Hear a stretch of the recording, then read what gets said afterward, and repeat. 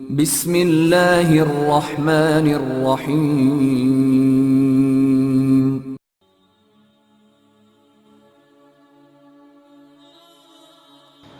अस्सलाम वालेकुम दोस्तों, उम्मीद करता हूँ आप सब लोग खैरियत से होंगे। दोस्तों आज की इस वीडियो में हम बात करेंगे साइड इफ़ेक्ट्स, एंटी डिप्रेसेंट्स के क्या क्या साइड इफ़ेक्ट्स हमारी ज़िंदगी में हो सकते हैं। अगर हम एंटी डिप्रेसेंट्स लेनी छोड़ें तो कैसे छोड़ें, इस वीडियो में इंशाल्लाह अज़ीज़ मैं आपके साथ डिटेल में बात करूँगा। पहले तो चीज़ बात करते हैं डिप्रेशन और एंजाइटी में। जब हम बिल्कुल नए नए आते हैं, हमें खुद पे यकीन ही नहीं हो रहा होता, मतलब हमें खुद समझ नहीं आ रही होती कि हमारे साथ हो क्या रहा है। ना खुद समझ आ रही होती है, ना हम किसी को समझा पा रहे होते हैं और ना ही कोई हमें समझ पा रहा होता है। एक्चुअली में जो लोग हमारे साथ इर्द गिर्द होते हैं उनको यही लग रहा होता है कि हम कोई ड्रामा कर रहे हैं, हम कोई ड्रामेबाजी वाली फ़िल्म चला रहे हैं उनके साथ। जब ये हमारे सिम्टम्स बहुत ज़्यादा स्वेयर हो जाते हैं और एक स्टेज पे आ जाते हैं कि हमें रेगुलरली बेसिस पे पैनिक अटैक्स आने शुरू हो जाते हैं, तो हम फ़ौरन से पहले भागते हैं डॉक्टर्स के पास। और जब डॉक्टर के पास जाते हैं तो वो हमें एक मेडिसिन्स की लिस्ट दे देता है, ये भी खाओ, ये भी खाओ, ये सुबह खाओ, ये शाम खाओ, ये दोपहर खाओ, ये रात को खाओ। एक्चुअली मैं मेडिसिन्स के ख़िलाफ़ नहीं हूँ, लेकिन मेडिसिन्स क्या क्या आपकी ज़िंदगी में साइड इफ़ेक्ट्स करते हैं वो मैं आपके सामने रखता हूँ। फिर उसके बाद जो है अब आप खुद डिसाइड करें कि ये आपको मेडिसिन्स लेनी चाहिए कि नहीं लेनी चाहिए। अल्लाह ताला ने जो हमें दिमाग से नवाजा है, इस दिमाग में तकरीबन 10 बिलियंस के करीब ब्रेन सेल्स हैं और हर ब्रेन सेल्स में तकरीबन 25,000 के करीब कनेक्शंस हैं। और इन कनेक्शंस की मदद से एक जगह से दूसरी जगह जो इन्फॉर्मेशन है, जो मैसेज है, वो जाता है। और इन ब्रेन सेल्स के कनेक्शंस के दरमियान में जो स्पेस है उसे स्नैप्स कहते हैं। ये बिल्कुल छोटा सा गैप होता है।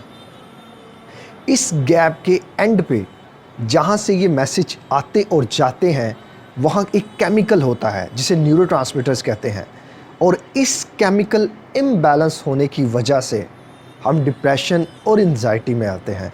जब हम डिप्रेशन और एंजाइटी की मेडिसिन लेते हैं तो एक्चुअल में होता क्या है, एक्चुअल में जो हमारा सबसे बॉडी में जो सबसे मेन और अहम किरदार अदा करता है न्यूरोट्रांसमीटर, वो होता है सेरोटोनिन। जब हम मेडिसिन लेते हैं तो मेडिसिन जो केमिकल इम्बैलेंस होता है वो उस बैलेंस को पूरा करने के लिए हम जब मेडिसिन ले रहे होते हैं तो उस मेडिसिन की वजह से हमारे जो दूसरे और न्यूरोट्रांसमीटर्स होते हैं वो भी इनबैलेंस होना शुरू हो जाते हैं। ब्लॉकेज का काम करती है ये मेडिसिन उन कनेक्शन सेल्स के दरमियान। तो दोस्तों जिसकी वजह से ये हमें सारी प्रॉब्लम्स का सामना करना पड़ता है। न्यूरो साइंस ये कहती है कि अप्रोक्सीमेटली 500 सेल्स, ब्रेन सेल्स रोज़ के प्रोड्यूस होते हैं और जब हम ये मेडिसिन्स खाते हैं तो वो सारे के सारे ब्रेन सेल्स, उनकी प्रोडक्शन रुक जाती है, जिसकी वजह से हमें बहुत ज़्यादा साइड इफ़ेक्ट्स का सामना करना पड़ता है। अब बात करते हैं इसके, जब आप ये मेडिसिन्स लेते हैं तो आपको क्या क्या साइड इफ़ेक्ट्स हो सकते हैं या आपको हो रहे होते हैं। एक्चुअल में हम डॉक्टर के पास जब जाते हैं तो हम 5 मिलीग्राम से शुरू करता है वो हमें 5 मिलीग्राम, फिर 10 मिलीग्राम, फिर 15 मिलीग्राम।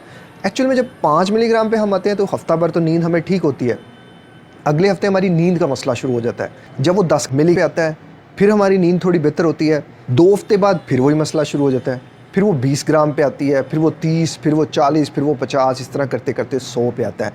जब वो 100 पे आती है मेडिसन, 100 मिलीग्राम पे, तो हमारी हालत गैर होना शुरू हो जाती है।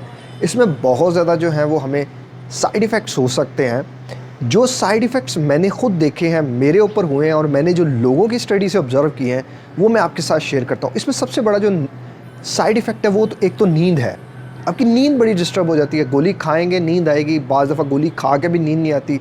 दूसरा, आपको नोज़िया, वोमिट वाली कंडीशन, आधे सर का दर्द, दिल का ख़राब होना, पेट दर्द रहना, पेट में या तो मोशन रहना या तो कॉन्स्टिपेशन रहना या वज़न का बढ़ना या कम होना, और सेक्सुअल जो आपकी लाइफ होती है वो टोटली डिस्टर्ब होके रह जाती है। सांस कम आना, ब्रीथिंग प्रॉब्लम, बुखार का होना, ड्राई माउथ होना। इसके अलावा भी दोस्तों बहुत ज़्यादा जो साइड इफ़ेक्ट्स हैं वो मेडिसिन्स के हो सकते हैं। जब आप ले रहे होते हैं तब भी ये साइड इफ़ेक्ट्स आपको होते हैं, लेकिन जब आप छोड़ते हैं तो ये साइड इफ़ेक्ट्स ज़्यादा होते हैं। अगर आप भी इन साइड इफ़ेक्ट्स का सामना कर रहे हैं और अब आप सोच रहे हैं कि मेडिसिन्स को छोड़ दें, तो मेडिसिन्स कभी भी एकदम ना छोड़ें। पहली तो चीज़ ये कि आप अपने डॉक्टर से कंसर्न करें, वो आपको एक तरीका बताएगा कि मेडिसिन्स को कैसे छोड़ें। लेकिन जो जनरली तरीका है वो यही है कि इसको ग्रेजुअली कम करें। फ़र्ज़ करें आप 30 ग्राम ले रहे थे, उसको कट डाउन करके 20 पे आएँ, फिर 10 पे आएँ, फिर 5 पे आएँ, फिर इसको आप नील करें, एकदम इसे नील ना करें वरना ये साइड इफ़ेक्ट्स ज़्यादा हो सकते हैं। इसलिए बेहतर रहनुमाई के लिए आप अपने डॉक्टर से कंसर्न करें, वो आपको इसके बारे में ज़्यादा और एक्यूरेट इन्फॉर्मेशन दे सकता है। मुझसे अक्सर लोग जो हैं वो ये सवाल करते हैं कि मेडिसिन छोड़ने के बाद उसके जो आफ्टर इफ़ेक्ट्स होते हैं वो कितनी देर तक रहते हैं। देखिए जी, इस कंडीशन में डिपेंड करता है आपके ऊपर कि आपने अपनी बॉडी में कितनी मेडिसिन्स को एंटर कर लिया है और वो कितना आपको अंदर से डैमेज कर चुकी हैं। जितना डैमेज होगा उतना ही ज़्यादा टाइम लगेगा उन चीज़ों को हील होने में। तो वो टाइम लेती हैं, एकदम वो नहीं होती, लेकिन इस आफ्टर इफ़ेक्ट्स को कम से कम करने के लिए आप अपनी डाइट पे ख़ास ध्यान रखें। ऐसी चीज़ों का इस्तेमाल करें जो आपको एनर्जी भी दें, आपकी बॉडी को भी तरोताज़ा करें और आपके माइंड को भी तरोताज़ा करें। दोस्तों, अब अगर आप स्वेयर एंजाइटी और डिप्रेशन में सफ़र कर रहे हैं तो जो बंदे मुझसे पूछते हैं कि जी क्या करना चाहिए, देखिए आपके पास ऑप्शंस हैं।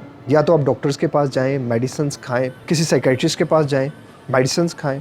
मेडिसिन्स के चूँकि मैं आपको साइड इफ़ेक्ट्स बहुत ज़्यादा बता चुका हूँ, तो मेडिसिन्स कोशिश करें कि आप ना खाएं, उनको आखिरी ऑप्शन कंसीडर करें। उसके अलावा फिर क्या करें, आप काउंसलिंग कर सकते हैं, आप कोचिंग ले सकते हैं। कोचिंग अगर आपने लेनी हो तो वो हम सर्विसेज आपको प्रोवाइड करते हैं। अगर आपने काउंसलिंग लेनी हो तो किसी भी साइकोलॉजिस्ट के पास जाएं, उससे काउंसलिंग लें आप। काउंसलिंग इस का बेस्ट सोल्यूशन है। आपको थॉट्स मैनेजमेंट की ज़रूरत है। एक्चुअल में प्रॉब्लम्स के सॉल्यूशंस होते हैं, मेडिसिन्स नहीं होती। आप जितनी मर्जी मेडिसिन्स खा ले, प्रॉब्लम तो एक्चुअल वही है। हमने प्रॉब्लम को डील करना है। जो हमारे दिमाग में एक प्रॉब्लम का प्रोसेस चल रहा है, हमने उसे स्लो डाउन करना है, हमने उसे डील करना है। गोली खा के खुद को सुला के खुद को बीमार कर लेने से कुछ भी नहीं होता। मेरे पास लोग आते हैं 35-35 साल से मेडिसिन खा रहे होते हैं। I am working as a life coach. मैं उनको गाइड करता हूँ, यार ऐसे नहीं ऐसे करो, तो उनकी ज़िंदगी बदल जाती है। दोस्तों, बाज़ दफ़ा छोटी छोटी चीज़ें हमारी ज़िंदगी बदल रही होती हैं। अक्सर लोग मुझसे कंप्लेन करते हैं कि आप अपनी हर वीडियो में नमाज और ये कुरान का जिक्र करते हैं कि इन दो चीज़ों से आप ठीक हो सकते हैं। मैं आज भी अपनी स्टेटमेंट पे कायम हूँ, मैं आज भी अपनी इस बात पे 110% कायम हूँ। लोग मुसलमान हो के ये मानते हैं कि ये जो मेंटल इलनेस है ये विदाउट मेडिसिन नहीं ठीक हो सकती। देखिए, बनाने वाली अल्लाह ताला की ज़ात है। जिसने बीमारी दी है उससे ज़्यादा शफा देने वाला कोई है ही नहीं इस दुनिया में। तो जब आप उससे जुड़ जाते हैं तो ये प्रॉब्लम आपके खुद ब खुद ही ख़त्म हो जाती है। मसला यहाँ ये आता है कि लोग उससे जुड़ते भी नहीं हैं और कंप्लेन करते हैं कि हम तो 5 वक्त की नमाज़ भी पढ़ते हैं, हम ये भी करते हैं, वो भी करते हैं, फिर भी असर नहीं हो रहा। असर कैसे हो मेरे भाई? यहाँ से जुड़े उसके साथ। जब यहाँ से जुड़ेंगे तो ही तो हर चीज़ असर करेगी। ऐसे कैसे असर कर देगी? मुश्किल है ऐसे असर करना। यहाँ से जुड़ें और यहाँ से जुड़ेंगे तो हर चीज़ ठीक होगी। अपना बहुत ज़्यादा ख्याल रखिएगा, हमें दुआ में याद रखिएगा। मिलते हैं किसी और वीडियो में किसी और टॉपिक के साथ। और अगर आप चाहते हैं कि आपके किसी टॉपिक पे बात की जाए, वीडियो बनाई जाए, तो काइंड कमेंट बॉक्स में मुझे ज़रूर बताइएगा। मुझे आपके कमेंट का इंतज़ार रहेगा। अस्सलाम वालेकुम, अल्लाह हाफ़िज़।